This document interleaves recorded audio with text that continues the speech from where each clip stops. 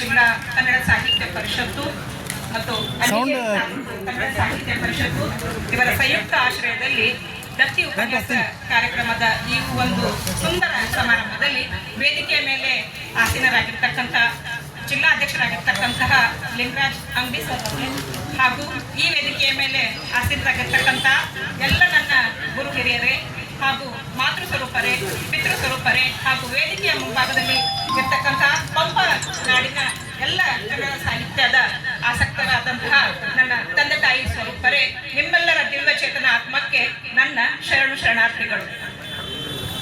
ಈ ಒಂದು ಪಂಪನ ಜನ್ಮಸ್ಥಳ ಅಣ್ಣಿಗೇರಿಯಲ್ಲಿ ಒಂದು ಕವನ ವಾಚನವನ್ನ ನಾನು ಪ್ರಥಮ ಬಾರಿಗೆ ಮಾಡ್ತಾ ಇದ್ದೀನಿ.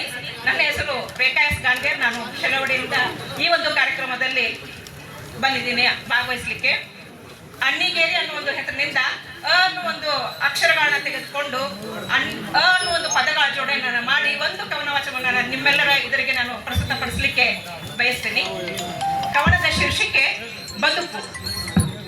ಅನಿಶ್ಚಿತತೆಯ ಅಂಧಕಾರ ತುಂಬಿದ ಧಾವಂತದ ಈ ಬದುಕಿನಲ್ಲಿ ಅಂಬರದಷ್ಟು ಕನಸುಗಳನ್ನ ಹೊತ್ತು ಅಂಗೈ ರೇಖೆಗಳನ್ನು ನಂಬದೆ ಅಂತರಂಗದ ಸೌಂದರ್ಯಕ್ಕೆ ಬೆಲೆ ಕೊಡುತ್ತಾ ಅನುಭಾವದ ಕಾಯಕ ನಿಷ್ಠೆ ಮೆರೆಯುತ್ತಾ ಅವಿನಾಭಾವ ಸಂಬಂಧಗಳನ್ನು ಬೆಸೆದುಕೊಳ್ಳುತ್ತಾ ಅನ್ನದಾತೋ ಸುಖೀಭವ ಎನ್ನುತ್ತಾ ಅನಿಕೇತನದ ಅಲೌಕಿಕತೆಯ ಅಮರತ್ವದ ಆತ್ಮಸಾಕ್ಷಿಗೆ ಒಪ್ಪುವ ಅವಿಸ್ಮರಣೀಯ ಘಟನೆಗಳಿಗೆ ಸಾಕ್ಷಿಯಾಗುವ ಅಪ್ಪ ಅಮ್ಮ ಹೆಮ್ಮೆ ಪಡುವಂತಹ ಅಕ್ಷರಶಃ ಸಾರ್ಥಕ ಬದುಕನ್ನ ಸಾಕ್ಷಾತ್ಕರಿಸಿಕೊಳ್ಳೋಣ.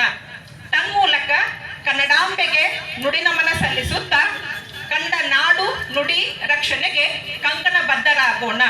ಸಿರಿಗನ್ನಡಂ ಗೆಲ್ಗೆ, ಸಿರಿಗನ್ನಡಂ ಬಾಳ್ಗೆ. ಈ ಅವಕಾಶವನ್ನು ವೇದಿಕೆಯಲ್ಲಿ ನನಗೆ ನಿರ್ಮಾಣ ಮಾಡಿಕೊಟ್ಟಿದ್ದಕ್ಕೆ ಎಲ್ಲರಿಗೂ ವಂದನೆಗಳು.